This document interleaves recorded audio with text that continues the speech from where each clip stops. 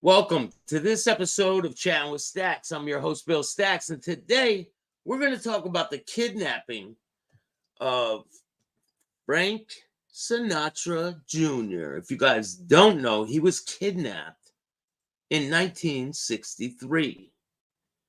And I have a little small documentary type thing that I did on him. So if you guys want to check this out, we're gonna unpack all of this. So before we get started, make sure you hit the like, subscribe, and notification bell so you can get my videos every time they drop.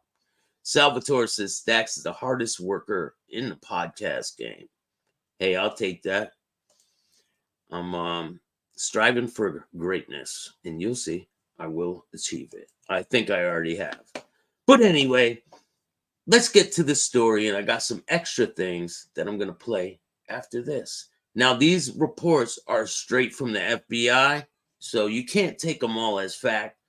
They're FBI reports. A lot of people lie, especially the rats we all know. Rah, how are you? So, without any further ado, let's get into the story. Sinatra Jr. Kidnapping on December 8, 1963. A group of amateur criminals hoping to strike it rich engineered one of the most infamous kidnappings in American history. For several weeks, two 23-year-old former high school classmates from Los Angeles, Barry Keenan and Joe Amsler, had been following a 19-year-old singer from city to city, waiting to make their move. Their target? None other than Frank Sinatra Jr., son of one of the most famous singers in the world, Old Blue Eyes, himself. Their plan was bold but simple: snatch the young Sinatra and demand a hefty ransom from his wealthy father.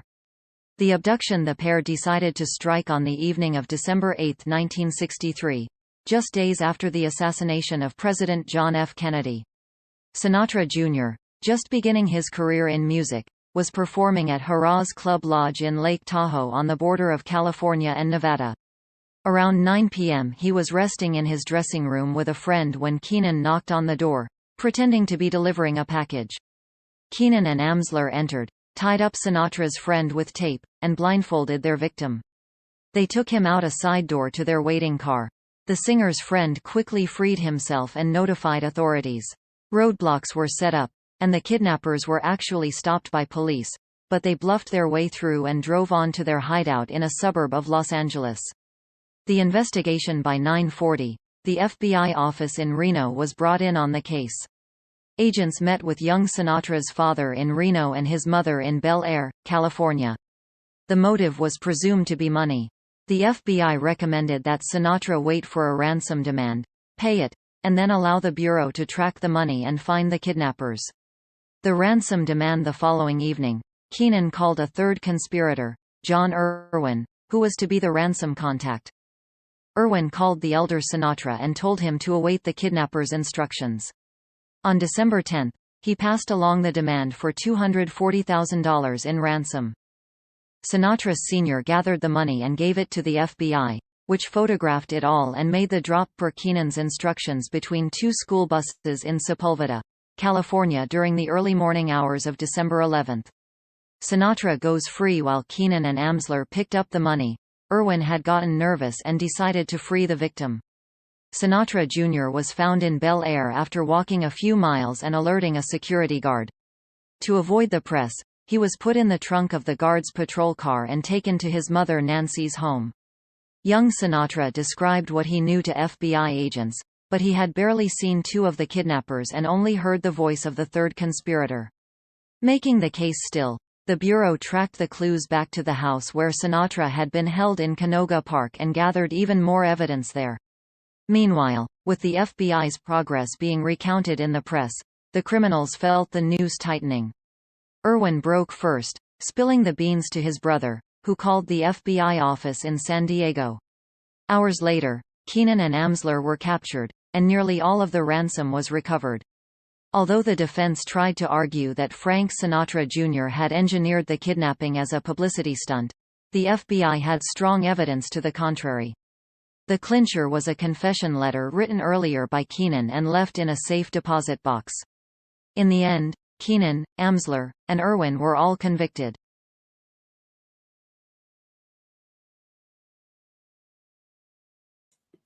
And that is the story of Frank Sinatra Jr.'s kidnapping.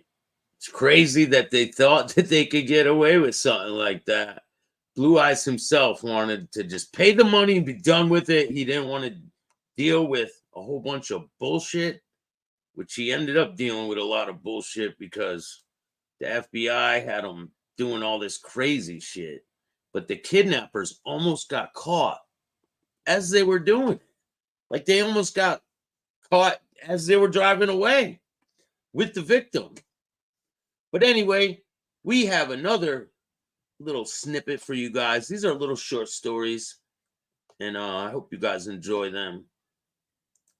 Hit the like button, subscribe, hit the notification bell if you want to help the channel out. We can do a lot more if we get some funding. You can hit up the Cash App. It's Chatting with Staxx. I want to thank Nate for his donation yesterday on PayPal. That was really generous of you. I really appreciate everyone who takes the time. So let's get into the next story.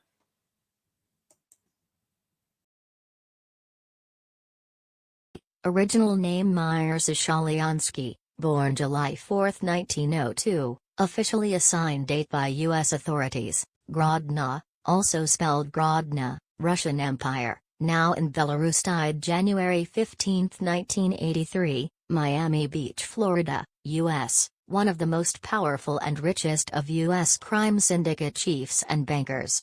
He had major interests in gambling, especially in Florida, pre-Castro Cuba, Las Vegas, and the Bahamas.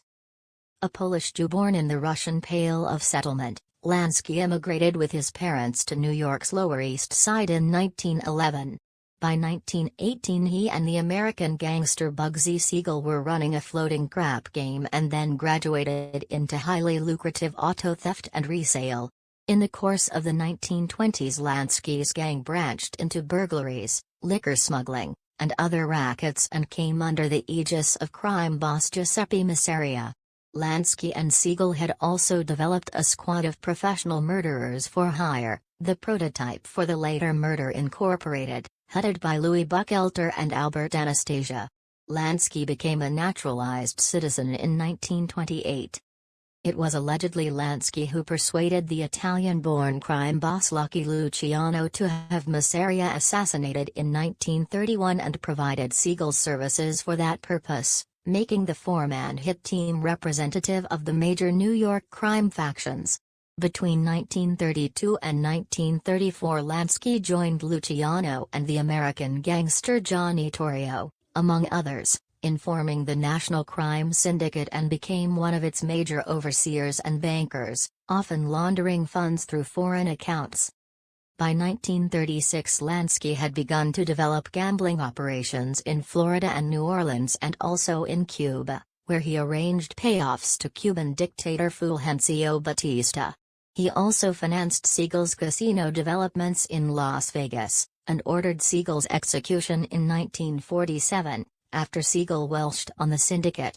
When Fidel Castro came to power in Cuba in 1959, Lansky turned to the Bahamas, building casinos on Grand Bahama and Paradise Islands in the 1960s after nurturing government cooperation. He also extended his gambling empire to other areas of the Caribbean and even across the Atlantic to London.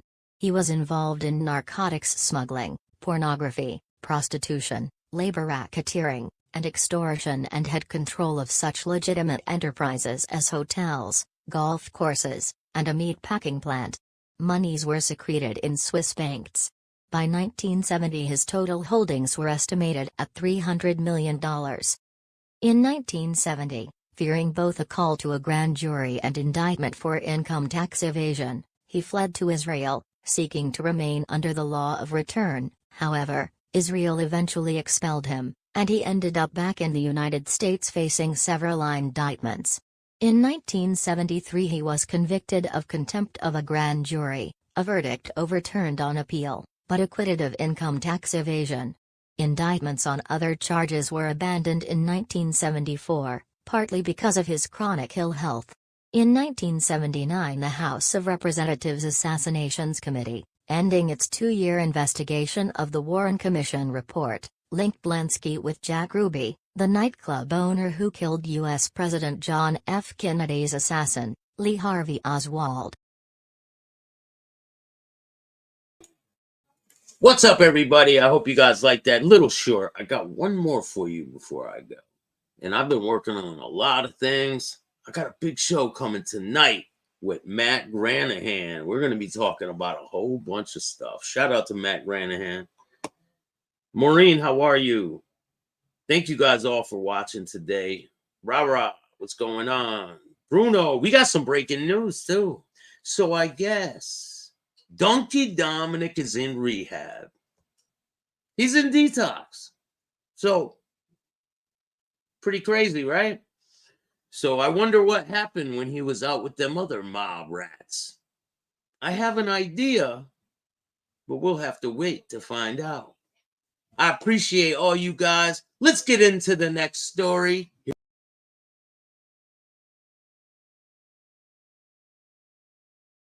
Also known as Tony, circa 1922 Lower East Side, Manhattan, February 18, 1982 Lower Manhattan, was a street soldier for the Bonanno crime family who worked under caporegime Michael Zaffarano, involved in extortion, gambling and drug trafficking. He is famous for being the individual to introduce Federal Bureau of Investigation, FBI, Special Agent Joseph Pistone into the Bonanno family, which led to its major downfall. Mafia roots Mirra was born to first-generation immigrants from Mirra, Italy in Lower East Side, Manhattan. He is the nephew of Bonanno crime family caporegime Alfred Imbarreto and uncle to street soldier Joseph D'Amico. Mirra was a cousin of Capo Richard Cantarella, Capo Frank Cantarella, Bonanno crime family mob associate Joseph D'Amico, mob associate Joseph Padovano and Bonanno crime family Capo Paul Cantarella. Biography: Mirra was born in the poverty-stricken Lower East Side, Manhattan at Knickerbocker Village, where he lived in the same apartment building as Imbarreto, Richard Cantarella, and D'Amico. Anthony was once a good friend of Benjamin Ruggiero. Anthony owned the Lunchbox Luncheonette in Little Italy, Manhattan, not far from Ruggiero's bar. His relatives D'Amico, Imbarreto and Cantarella became involved in major racketeering schemes at the New York Post distribution center behind their housing complex, but Mirra moved on to more successful and prosperous racketeering endeavors. Pistone says that Mirra was the nastiest and most intimidating man he met during his 7 years of being undercover. Mirra stood at 6 feet 2 inches and weighed 210 pounds. By age 50, Mirra had spent more than half of his life in and out of federal prisons.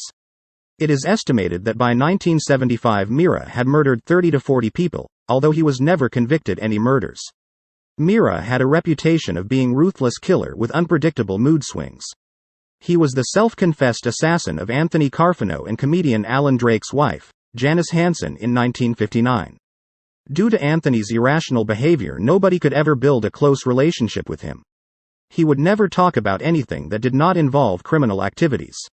Unlike most mobsters, Anthony never drank alcohol, only ginger ale. The only family he was close to in his lifetime was his biological mother. Joseph Pistone says, "One day you might ask him, 'How's your mother, Tony?' He might say, 'Okay.' Another day you ask him, and he might answer, 'What the fuck you so nosy about?'" Even with his mood swings and arrogant manner Anthony displayed regularly, he was a womanizer who enjoyed group sex.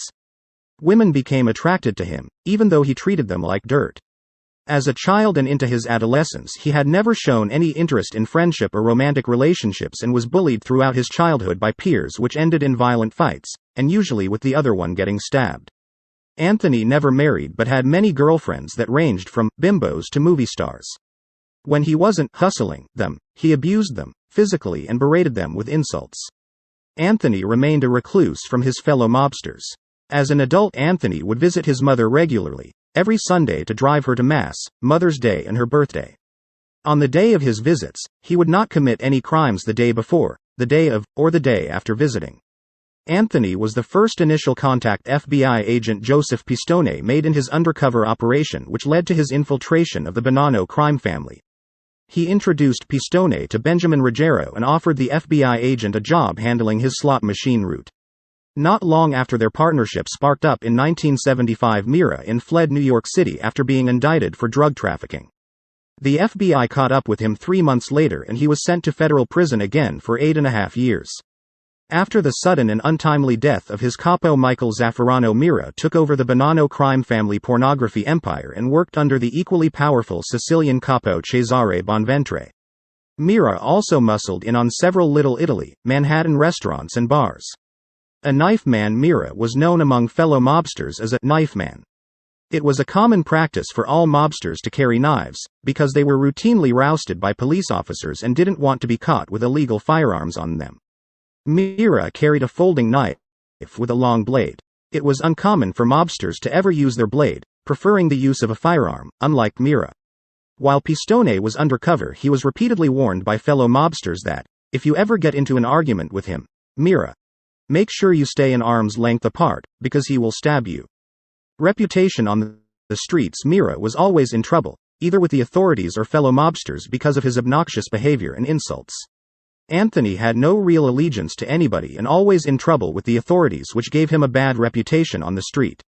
He was widely despised, but just as widely feared. Everyone tried to avoid contact with him. Mirra never spent his own money and demanded that everything was on the arm, or free of charge when he was with anyone. Mirra also extorted from the food stands at the Feast of San Gennaro, which was held in Little Italy, New York City. In Joe Pistone's view, Mirra was a better money earner than Benjamin Ruggiero. At the time Pistone met him, within 4 months of being out of prison, he said he'd made more than $200,000 for himself. He had a large territory under his control and numerous mafia contacts. It was widely believed by the authorities and fellow mobsters that he was a psychopath. People around him put on an act that they were Mirra's friends because they feared him. He once dated a lesbian vendor who worked at the Feast of San Gennaro and got her a street vendor stand. After she told Anthony of her sexual orientation, Mirra threatened to kill the girl if she returned to the stand.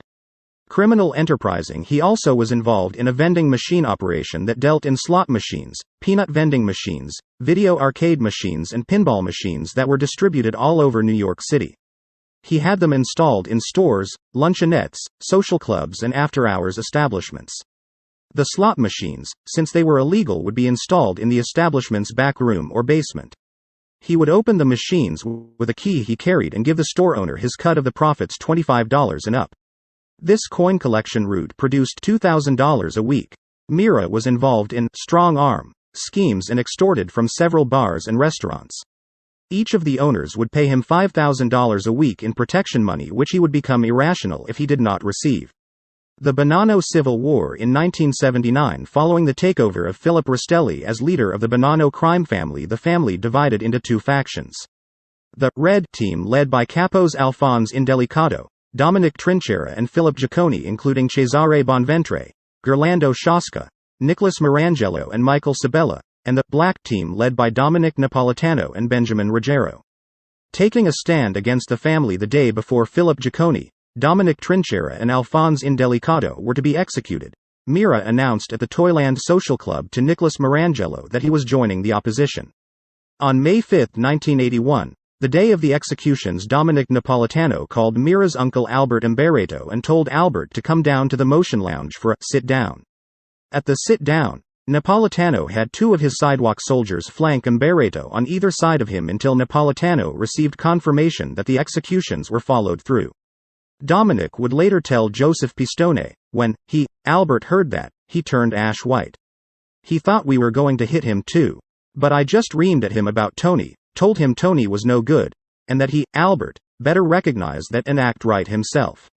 Albert agreed. The aftermath of Operation Donnie Brasco on February 18, 1982, his cousin Richard Cantarella lured Mirra to a parking garage on North Moore Street and West Moore Street in Lower Manhattan.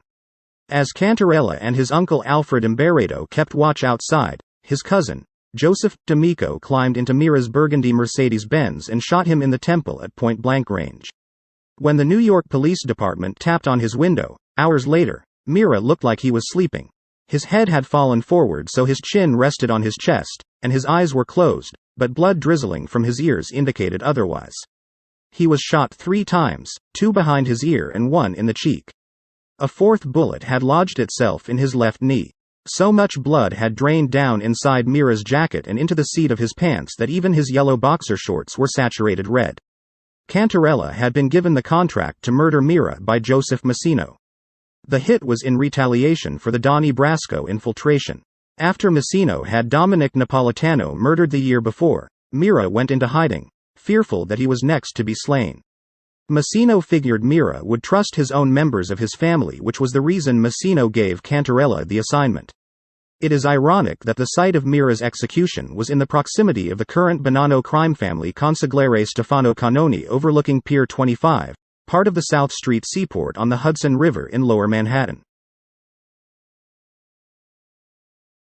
If you guys like this content, hit the like button, subscribe, hit the notification bell. We got a lot more content on the way. Tonight, I will be live around 8 o'clock, sometime around 8. So stay tuned. It's about to get real. And if you like this stuff, hit the like button, subscribe. And if you don't, start your own fucking podcast. I appreciate every single person that watches this show. If you want to donate, you can hit up the Cash App, Chatting with Staxx, or you can hit up Venmo, PayPal, Super Sticker, Super Chats, any of them other ways, Zelle. And I appreciate all of you guys. I'll see you later. And remember, don't be a bitch.